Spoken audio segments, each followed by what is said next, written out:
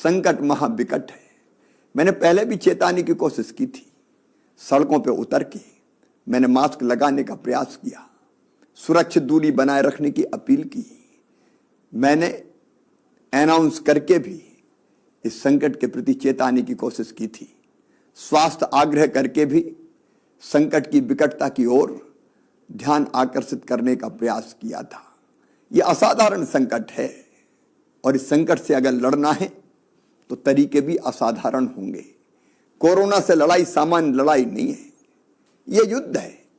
और जैसे जब युद्ध होता है तो पूरा देश एक साथ उठ के खड़ा हो जाता है। आज केवल सरकार नहीं, सरकार के साथ समाज, हम, आप सबको मिलकर लड़ना पड़ेगा, तब इस संकट का मुकाबला कर पाएंगे। और इसलिए आज मैं आपसे प्रार्थना करने उपस्थित हुआ हूं। मेरे बहनों और भाइयों, इस संकट से निपटने के लिए आज पहली आवश्यकता है हम संक्रमण की चेन को तोड़ डालें। ये चेन ब्रेक करना आज अत्यंत आवश्यक हो गया है, क्योंकि अस्पताल भर रहे हैं, हम व्यवस्था बढ़ाने की कोशिश कर रहे हैं, लेकिन अगर संक्रमित मरीजों की संख्या इसी तरह बढ़ती रही तो हर व्यवस्थाएं छोटी पड़ती चली जाएगी। और इसलिए पहला हमारा संकल्प, हम संक्रमण की बढ़ती रफ्तार को रोकेंगे और इसका उपाय हम घर में रहेंगे, अनावश्यक रूप से घर के बाहर नहीं निकलेंगे। 30 अप्रैल तक गांव में ग्रामवासी तय करें, शहर में मोहल्लेवासी तय करें, कॉलोनी में रहने वाले लोग अपनी कॉलोनी के लिए तय करें, एक बिल्डिंग में रहने वाले, फ्लैट्स में रहने वाले लोग वो बिल्डिंग तय करें कि 30 अप्रैल तक हमारे गांव से, हमारे मोहल्ले से, हमारी कॉलोनी से, हमारी बिल्डिंग से अनावश्यक रूप से कोई भी बाहर नहीं जाएगा। अगर हमें किसी सामान की आवश्यकता है, हम अपने प्रतिनिधि तय कर लें, 5 लोग तय कर लें कि वो जाएंगे, सामान लेके आएंगे और उसकी आपूर्ति आवश्यकता के अनुसार हर परिवार को कर देंगे।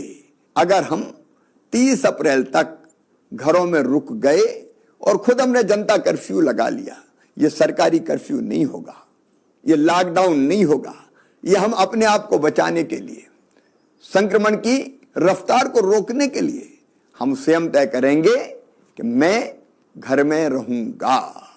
मैं आपसे प्रार्थना करता हूं, गांव गांव से ये आवाज निकले, शहर के हर मोहल्ले से ये आवाज निकले, हम बिना काम के घर के बाहर नहीं जाएंगे। और घर के बाहर जाना पड़ा बहुत आवश्यक काम से, तो अपने चेहरे पर मास्क होगा, बिना मास्क लगाए कदापि नहीं जाएंगे। मेरे बहनों और भाइयों, मास्क कफन से छोटा है, यह आसानी से लगाया जा सकता है।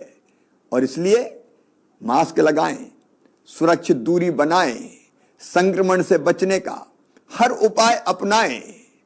और अगर आपको सर्दी, जुकाम, बुखार, सिरदर्द, दस्त, खांसी जरा सी भी हो रही है तो कृपया करके लापरवाही बिल्कुल मत कीजिए।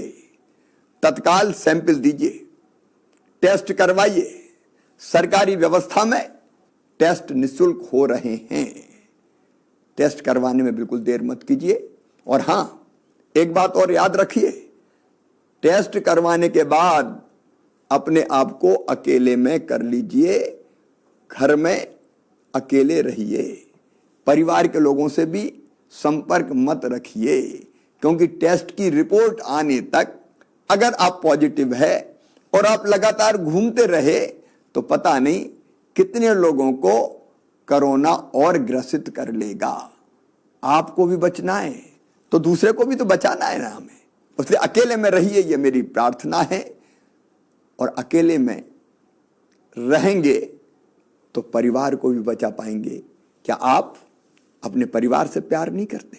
और हां, जैसी रिपोर्ट आपकी आ जाए और रिपोर्ट पॉजिटिव आती है तो घर में होम आइसोलेट हो जाइए, होम आइसोलेशन में रहिए, मतलब घर में अलग कमरे में रहिए, परिवार के किसी सदस्य के संपर्क में मत आइए।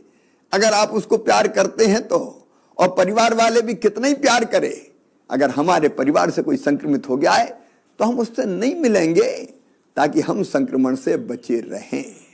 उसको अलग से भोजन दिया जा सकता है। जैसे ही आप होम आइसोलेट होंगे, हम ये व्यवस्था कर रहे हैं कि घर में ही आपको एक दवाई का किट पहुंचा दिया जाएगा।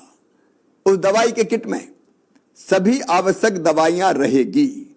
होम आइसोलेशन में रहने वाले मरीजों को मेडिकल सलाह देने हेतु ई संजीवनी कॉल सेंटर से जोड़ा जा रहा है। हम यह सुनिश्चित कर रहे हैं कि कॉल सेंटर से टेलीमेडिसिन के माध्यम से डॉक्टर संक्रमित भाई बहन से फोन करके ये सलाह दे कि उसको क्या करना है, क्या नहीं करना है। आपके जो लक्षण है आप बताएं, डॉक्टर से सलाह प्राप्त करें। और हां, होम आइसोलेशन में दवाओं का किट आपको निःशुल्क पहुंचाया जाएगा। निःशुल्क पहुंचाया जाएगा। आप डॉक्टर द्वारा बताई हुई सारी सावधानियां रखें। जो दवाएं दी गई है उन दवाओं का सेवन करें। मेरा विश्वास है कि घर पर ही आप पूर्णतः स्वस्थ हो जाएंगे। और हां, यदि घर में रहने के लिए अलग स्थान नहीं है तो भी चिंता मत कीजिए। बाकी परिवार को बचाना है तो आप कोविड केयर सेंटर में आ जाइए। 110 कोविड केयर सेंटर पूरे प्रदेश में प्रारंभ कर दिए गए। हर जिले में कोविड केयर सेंटर है। जरूरत पड़ेगी तो हम और बनाएंगे ताकि आपको कोविड केयर सेंटर में रखा जाए। कोविड केयर सेंटर में डॉक्टर आपकी देखभाल करेंगे, स्वास्थ्य विभाग का अमला रहेगा, भोजन चाय नाश्ते की व्यवस्था की जाएगी और आप स्वस्थ हो जाएं, इसका पूरा प्रयास किया जाएगा। इसलिए घर में जगह नहीं है तो बिल्कुल संकोच मत कीजिए, कोविड केयर सेंटर में आइए। इसके बाद भी कोई समस्या पैदा होती है तो चिंता करने की जरूरत नहीं है, वहां से अस्पताल भेजने की व्यवस्था भी की जाएगी। लेकिन अगर इतना ध्यान आप रखेंगे तो अस्पताल जाने की नौबत नहीं आएगी। क्या आप इतना सहयोग नहीं करेंगे कि लक्षण आते ही आप टेस्ट करवा लें, इलाज कर लें, ताकि अस्पताल में भेजने की नौबत ही ना आए। अस्पताल में मेरे बहनों और भाइयों, बिस्तरों की संख्या हम लगातार बढ़ाने का प्रयास कर रहे हैं। सरकारी अस्पतालों में भी बिस्तर की संख्या लगातार बढ़ाई जा रही है। 1 अप्रैल को जहां हमारे पास कुल 21,159 बिस्तर उपलब्ध थे, आज उनकी संख्या बढ़ के 40,784 हो गई है। 30 अप्रैल तक इन बिस्तरों की संख्या बढ़ा के हम 50,000 तक पहुंचा देंगे। सरकारी अस्पतालों में बिस्तर की संख्या बढ़ रही है, प्राइवेट अस्पताल भी बिस्तरों की संख्या बढ़ा रहे हैं। हम प्राइवेट अस्पतालों को भी सरकारी भवन दे रहे हैं कि आप आइए, अपना अस्पताल प्रारंभ कीजिए। हर तरह की व्यवस्था में सरकार सहयोग दे रही है। और केवल प्राइवेट सेक्टर नहीं, अब तो स्वयंसेवी संस्थाएं भी अस्पताल बनाने आगे आ रही है। मैंने कहा कि संकट ऐसा है जिसमें सबको मिलकर लड़ना पड़ेगा। राधा स्वामी सत्संग व्यास इंदौर में अस्पताल तैयार कर रही है। हमारी लगातार कोशिश होगी हम बिस्तरों की कमी आपको ना आने दें। लेकिन संसाधनों की एक सीमा भी तो है। बीच में ऑक्सीजन की किल्लत पैदा हुई, चारों तरफ ऑक्सीजन की कमी के कारण एक विकट संकट हमारे सामने पैदा हो गया। क्योंकि अप्रत्याशित संख्या है मरीजों की, किसी ने कल्पना नहीं की थी कि ऑक्सीजन की इतनी आवश्यकता पड़ेगी। लेकिन प्रधानमंत्री जी से मैंने आग्रह किया, गृह मंत्री भारत सरकार से बात की, उद्योग मंत्री से बात की, स्वास्थ्य मंत्री से बात की, और आज मैं आपको आश्वस्त कर रहा हूं, अब ऑक्सीजन की आपूर्ति लगभग सामान्य होती चली जा रही है। 8 अप्रैल को ऑक्सीजन की आपूर्ति 130 मीट्रिक टन थी, जो 12 अप्रैल को बढ़ के 267 मीट्रिक टन हो गई। 17 अप्रैल को बढ़ के 390 मीट्रिक टन हो गई। और आगे बढ़ते हुए ऑक्सीजन की आवश्यकता को देखते हुए मैं प्रधानमंत्री जी को धन्यवाद देना चाहूंगा। 20 अप्रैल तक 445 मीट्रिक टन ऑक्सीजन हमें प्राप्त होगी, 25 अप्रैल तक 565 मीट्रिक टन और 30 अप्रैल तक 700 मीट्रिक टन ऑक्सीजन हमको प्राप्त होगी। हम ऑक्सीजन बनाने के संयंत्र लगाते चले जा रहे हैं। छोटे छोटे संयंत्र जो स्थानीय स्तर पर उत्पादन करें, उसकी कोशिश भी लगातार जारी है। ऑक्सीजन कंसंट्रेटर खरीद के हम एक पेशेंट को अगर सामान्य ऑक्सीजन की जरूरत है तो हम वो भी ऐसे पेशेंट्स को अस्पताल में प्रदान करेंगे ताकि उसकी आवश्यकता पूरी हो जाए। हर संभव प्रयास हम करेंगे। इसके साथ साथ एक और दिक्कत हमारे सामने आई और वो थी रेमडेसिविर इंजेक्शन की। मेरे बहन और भाइयों, इंजेक्शन की मांग बढ़ती चली गई। मध्य प्रदेश में इंजेक्शन बनता नहीं है, उत्पादित नहीं होता, हमको बाहर से मंगाना पड़ता है। पूरे देश में इंजेक्शन की कमी के कारण चारों तरफ चिंता व्याप्त हो गई।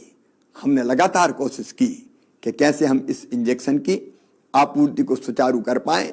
मैं लगातार बात कर रहा हूं, भारत सरकार से बात कर रहा हूं, स्वास्थ्य मंत्री से बात कर रहा हूं, प्राइवेट कंपनियों से बात कर रहा हूं और बात करके हम आपूर्ति लगातार करते चले जा रहे हैं। हाँ, जितनी आवश्यकता है उससे अभी जो आपूर्ति है वो कम है, लेकिन हमारे प्रयासों में कोई कमी नहीं है। हमने प्राइवेट स्टॉकिस्ट को भी ये इंजेक्शन मिल जाए उसके लिए भी ऑर्डर दिलवाए हैं, ऑर्डर दिए हैं। सरकारी सेक्टर में भी हमारे पास इंजेक्शन आ जाए इसलिए प्राइवेट कंपनियों को ऑर्डर दिए हैं। अलग अलग दिन लगातार इंजेक्शंस आ रहे हैं। भरपूर कोशिश हमारी रहेगी कि इन इंजेक्शंस की भी कमी ना रहे, बाकी दवाइयों की कोई कमी ना हो। इसके प्रयास हम निरंतर कर रहे हैं, लगातार कर रहे हैं। लेकिन मेरे बहनों और भाइयों, मैं फिर कहना चाहता हूं, इस संकट से निपटने के लिए हम सबको एकजुट होना पड़ेगा। हम परिश्रम की पराकाष्ठा करेंगे, प्रयत्नों की परिसीमा करेंगे, कसर कोई नहीं छोड़ेंगे। लेकिन मैं सबसे अपील करता हूं, सभी राजनीतिक दलों के नेताओं से अपील करता हूं, मतभेद के और कई विषय हो सकते हैं, लेकिन संकट की घड़ी में मिलकर एक हो जाएं। धार्मिक संस्थाएं, सामाजिक संगठन, स्वयंसेवी संस्थाएं सब मिलकर आगे बढ़े, आगे आए। मुझे खुशी है कि कोरोना वॉलंटियर्स निकल के सामने आए हैं, जिनने अपने आप को रजिस्टर करवाया है कि हम इस संकट की घड़ी में प्रशासन और सरकार के साथ खड़े रहेंगे। और वो कोरोना वॉलंटियर बहुत अच्छा काम कर रहे हैं। अगर आपको भी सेवा के काम में सरकार और प्रशासन के साथ जुड़ना है तो आप 181 पर कोरोना वॉलंटियर के रूप में रजिस्टर हो सकते हैं। आपको हेल्प डेस्क पर काम दिया जा सकता है, जागरूकता पैदा करने के लिए काम दिया जा सकता है, मोहल्लों में जनता की सेवा करने का काम दिया जा सकता है। हम में से हर एक को किसी न किसी भूमिका का निर्वाह निश्चित तौर पर करना है।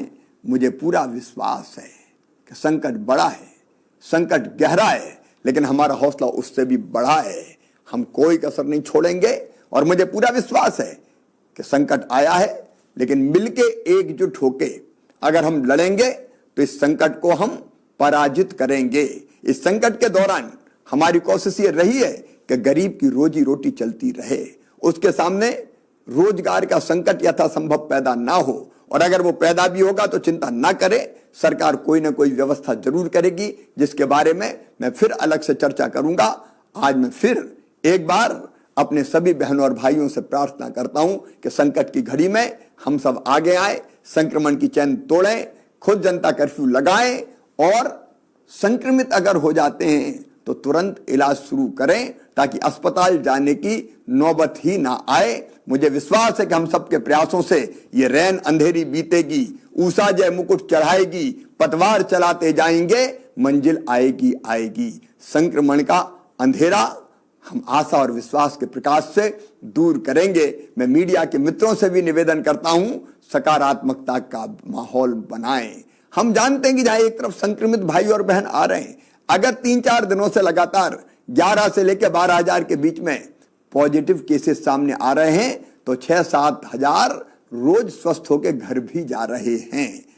और इसलिए आशा और विश्वास का सवेरा निश्चित तौर पर आएगा। मैं भगवान से भी प्रार्थना करता हूं, असदोमा सदगमय, तमसोमा ज्योतिर्गमय, मृत्योर्मा अमृतम गमय। हमें असत से सत की ओर, अंधकार से प्रकाश की ओर और मृत्यु से अमृत की ओर ले चलो। मुझे पूरा विश्वास है कोरोना हारेगा, हम जीतेंगे। बहुत बहुत धन्यवाद।